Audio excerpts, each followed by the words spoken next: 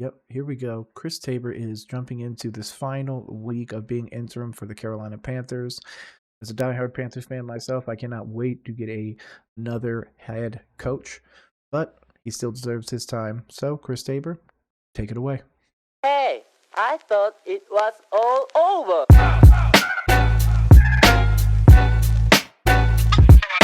Yep, this is Chris Tabor. Just in case you guys didn't check out our last breakdown, I predicted that he would be here in the light hoodie with the happy demeanor. Let's jump right into it and see if I was right.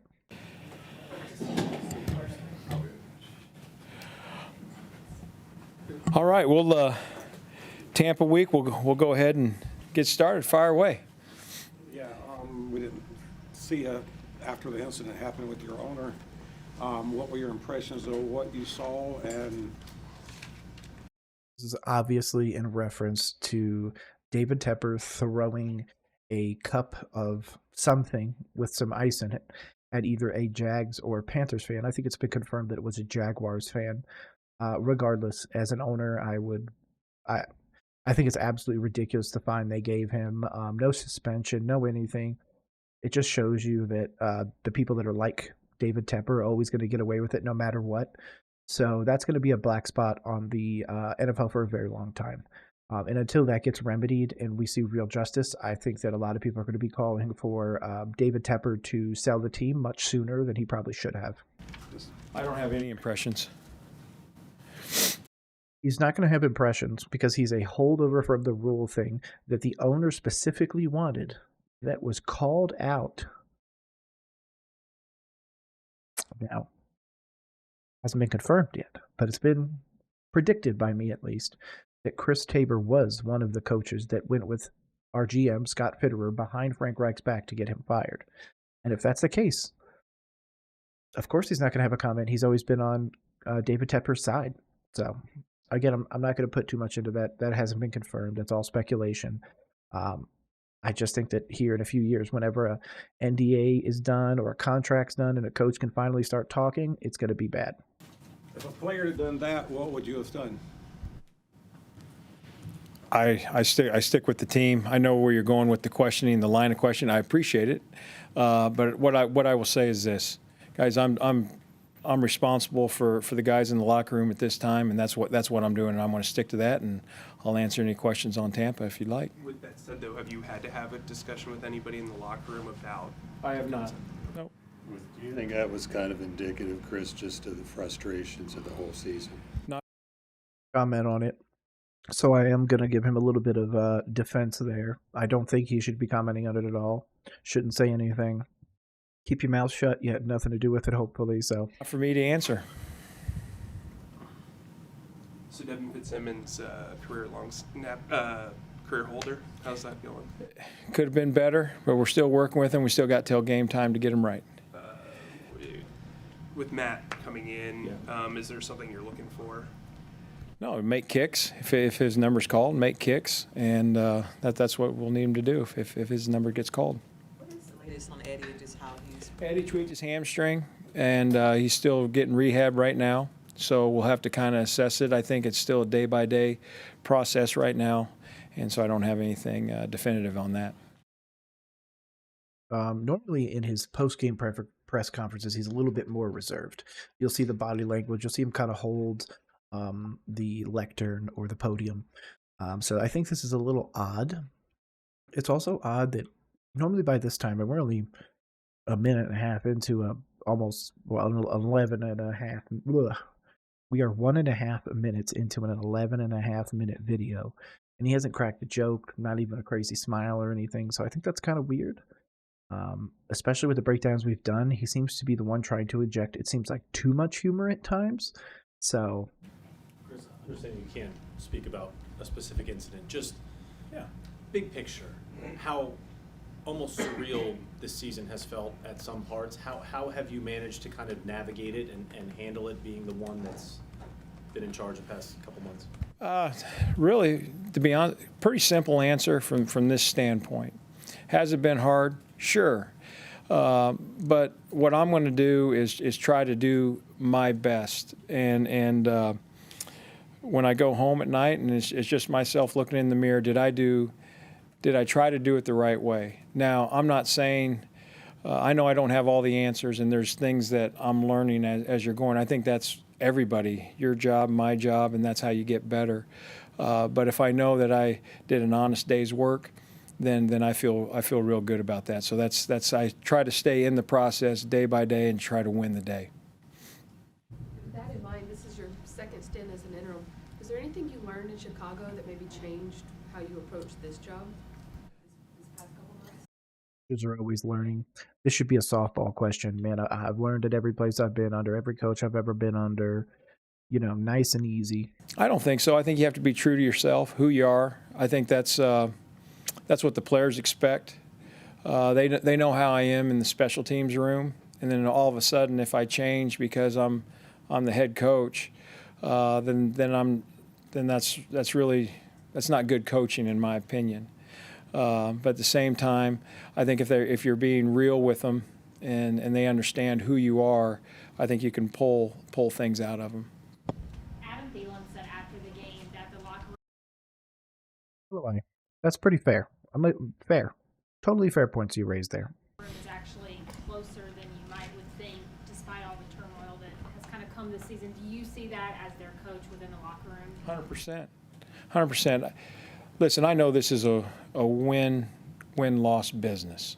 I get that.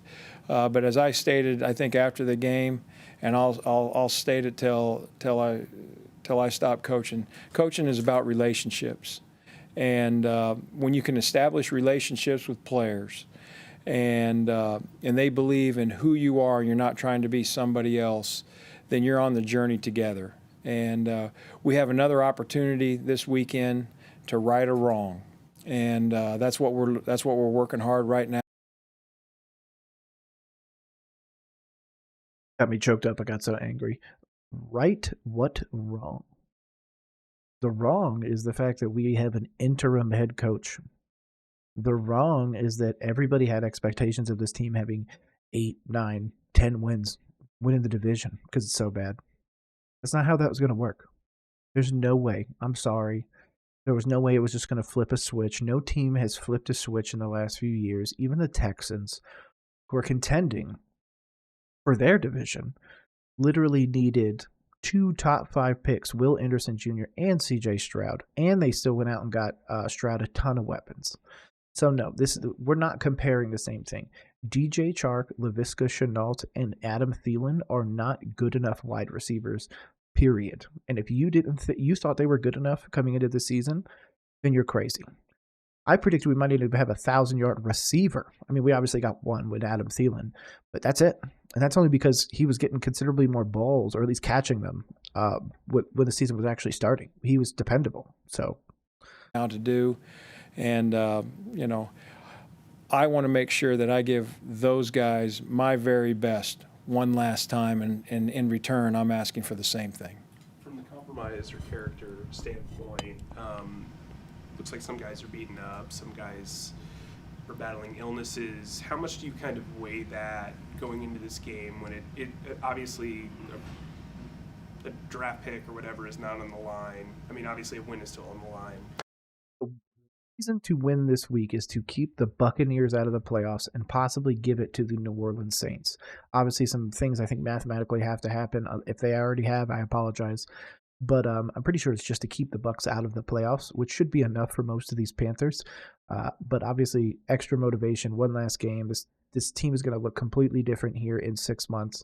I think there's going to be a lot of players that are going to be gone as well, including the likes of somebody like a Brian Burns if they decide to not pay him, or even somebody like a Derek Brown if they decide that they really can get their draft capital for him now. Do we trade him now? But I don't think so. I think DB is pretty untouchable in my opinion. Brian Burns is also untouchable. So, but like, how do you weigh that maybe going in to potentially further another injury or a guy playing when he's sick sort of situation? No, it's the last game, bro. If you're going to get injured in the last game, you got the whole offseason to heal. I think that if you're available to play, you're playing. That goes without saying, man. Come on, you're really not going to play the last game of the season if you're healthy. It goes back to having no regrets. And it's not about, I get the question with regards to draft picks, there's not a draft pick and those type of things. In my world, it's about competing at the highest level. You are playing the very best in the world. You are coaching against the best in the world. What a challenge and what a great opportunity. It's not, you're not guaranteed to be able to do that again. So why wouldn't you put everything into this regardless of what your record is? And that's how we view it. And that's what you want from an interim. Try and rally the guys, but I just don't like this demeanor. I was giving Chris mad props, okay?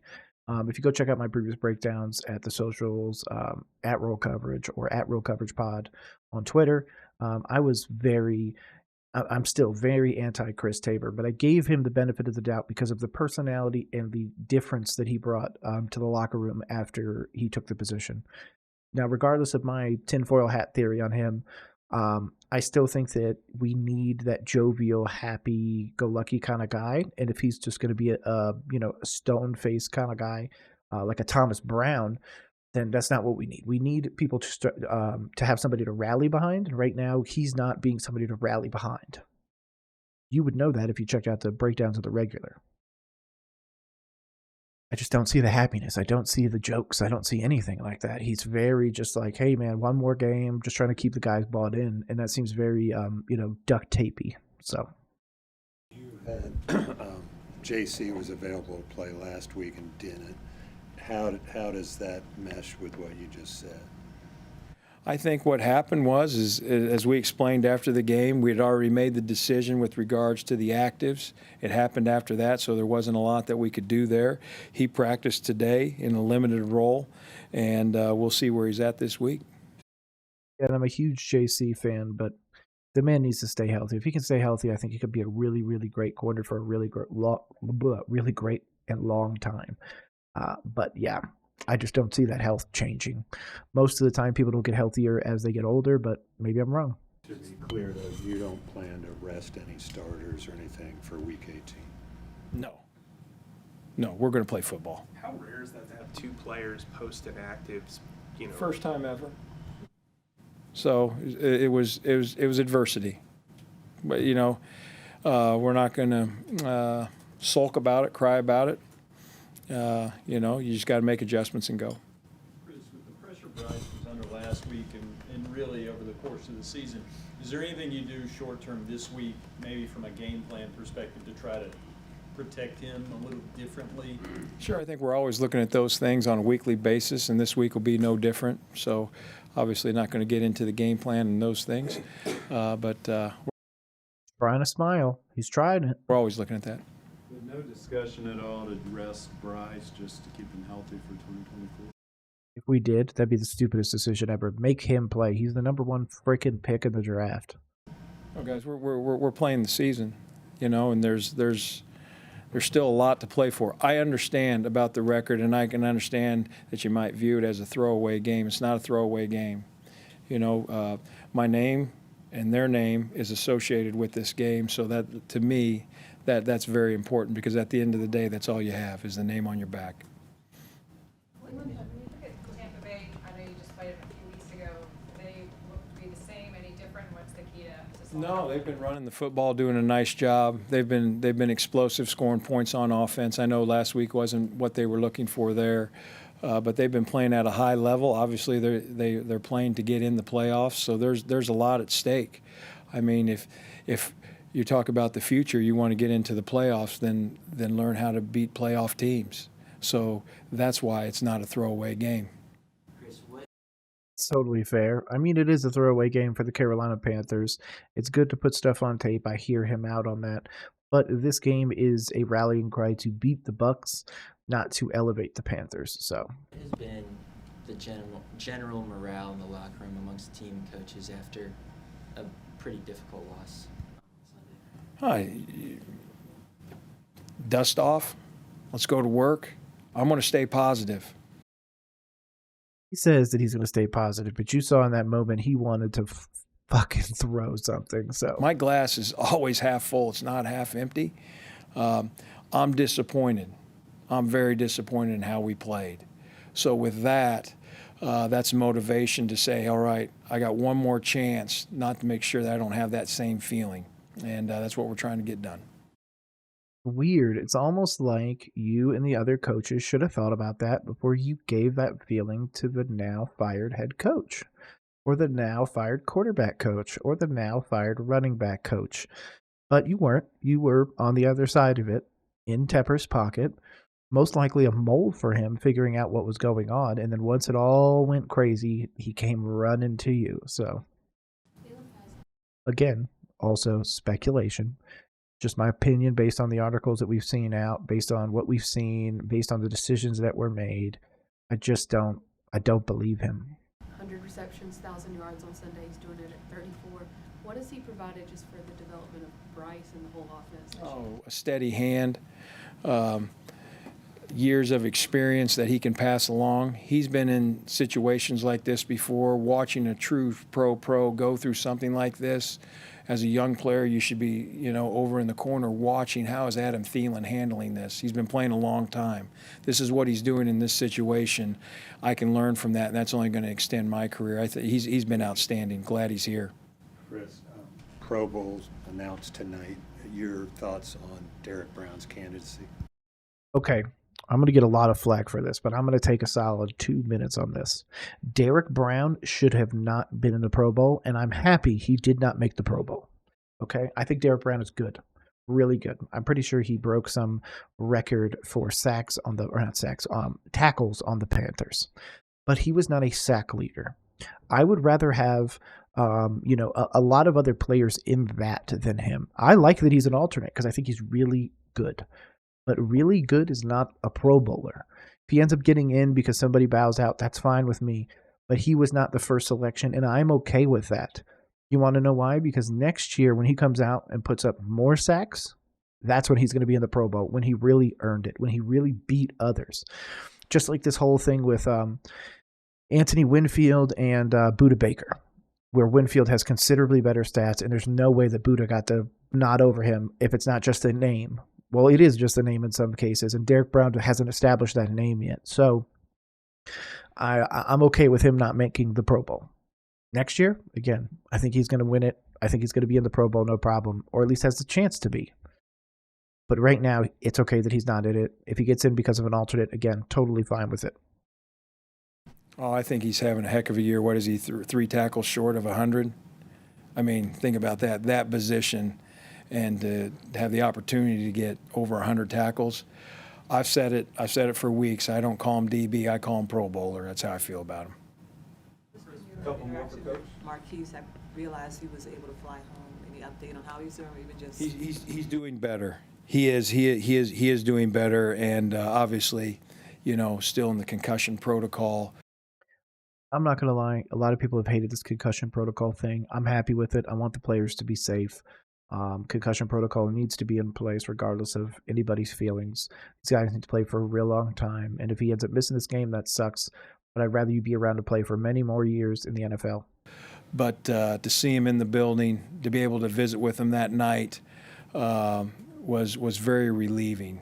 I was, as I told my wife, I was scared because you love the guy. And it's always tough to watch any player, regardless whether it's your own or an opponent, when they take you off on the board there. So glad he's back. He's back. His sense of humor is back. So it's good to have him around. Chris, what have you noticed about as an assistant and now as the interim coach about your quarterback Bryce Young's toughness? Took another hit last week. I can't lie. Bryce Young is tough. He's taken the hits. Obviously, there's been a big debate on whether or not head coach Frank Reich, and when the actual roster was built and the draft was done, on whether or not Bryce was the right pick. I'm personally a lover of Stroud. I think that Stroud and Anthony Richardson were both great. I absolutely thought Will Levis would be a colossal bust and a big problem, basically a reincarnation of Ryan Tannehill with a little bit better of an arm. So far, he's basically been that, which hasn't been too bad. All 3 of those quarterbacks, though, were hurt, and Bryce Young was almost hurt. Actually, he missed a game earlier, and that was our 300 passing yard game, but whatever. Yeah, it was it's been an interesting year. It's just been crazy. I'm just ready for it to be over, to be honest. I want us to rebuild. I want us to really commit to Bryce Young. Frank Reich was not the right coach for Bryce Young because he didn't fit what not what Bryce, but what Frank, his philosophy was. A lot of people are going to say, "Oh, well, the philosophies need to change for quarterbacks," but they really don't. Let's take an example. Kyle Shanahan. Doesn't matter who the quarterback is, the scheme is the same.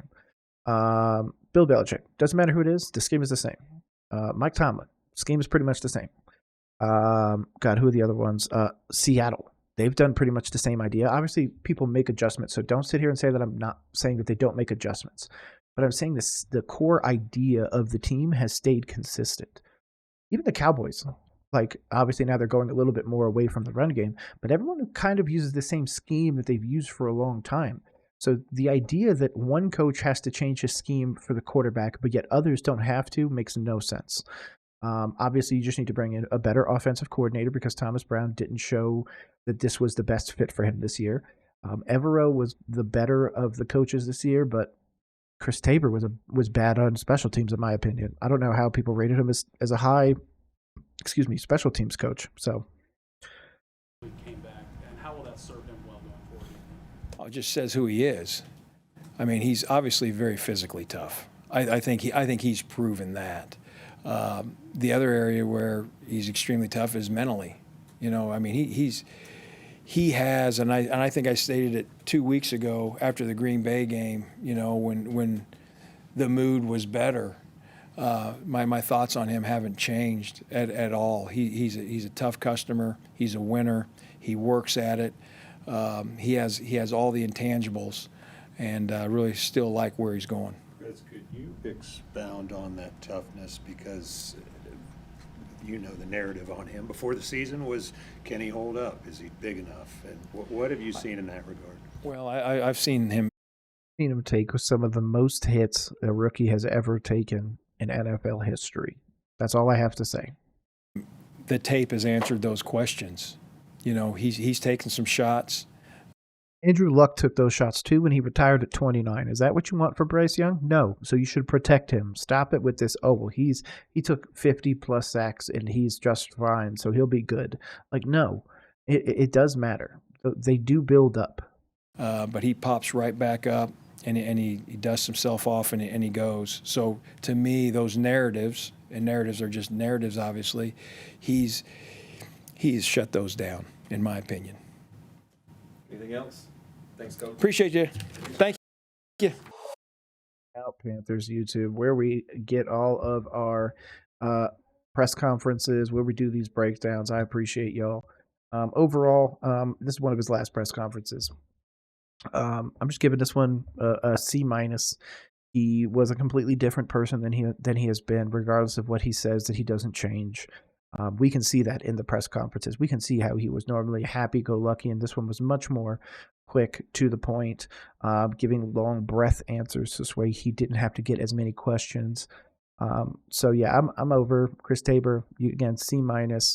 Just be done with this season. Yes, I would love to win this Bucs game, but if the Bucs beat us by 30, it wouldn't surprise me also. 124 yards is not enough. Thomas Brown didn't do it. The defensive coordinator, Ejiro Evero, didn't put it up. Special teams didn't do anything. So overall, this was just a massive failure from this team. The Packers game was the outlier.